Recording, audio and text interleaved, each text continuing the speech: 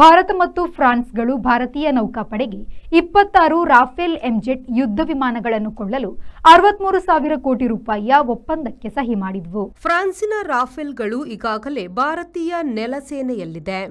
ಭಾರತೀಯ ನೌಕಾಪಡೆಯಲ್ಲಿ ಬಳಸಲು France ತಯಾರಿಕೆಯಾದ Rafael ಎಂಜೆಟ್ ಕೊಳ್ಳಲು ಭಾರತವು ಫ್ರಾನ್ಸ್ ಜೊತೆಗೆ ಸಹಿ ಮಾಡಿಕೊಂಡಿತ್ತು.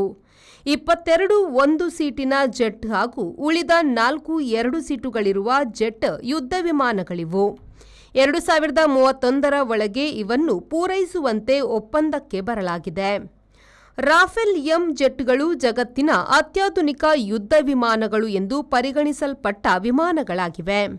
ಸದ್ಯ ಈ ವಿಮಾನಗಳು ಫ್ರೆಂಚ್ ಸೇನೆಯಲ್ಲಿ ಮಾತ್ರ ಇವೆ.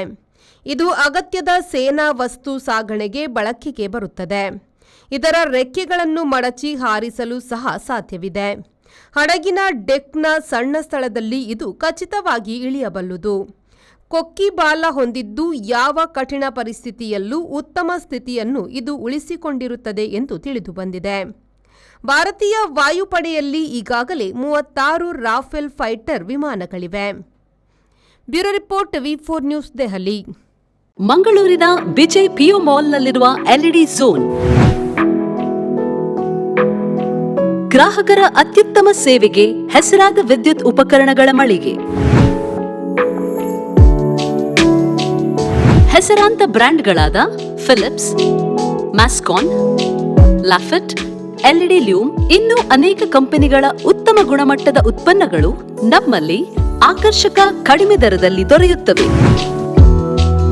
ಆಕರ್ಷಕ ಅಲಂಕಾರಿಕ ತೂಗುದೀಪಗಳು, LED chandeliers, wall lights, LED mirrors, water heaters, BLDC fans, ಇದರೊಂದಿಗೆ Crompton, Atomberg, Orient fans, AO Smith purifier ಸ್ಪರ್ಧಾತ್ಮಕ ಬೆಲೆಯಲ್ಲಿ ದೊರೆಯುತ್ತವೆ.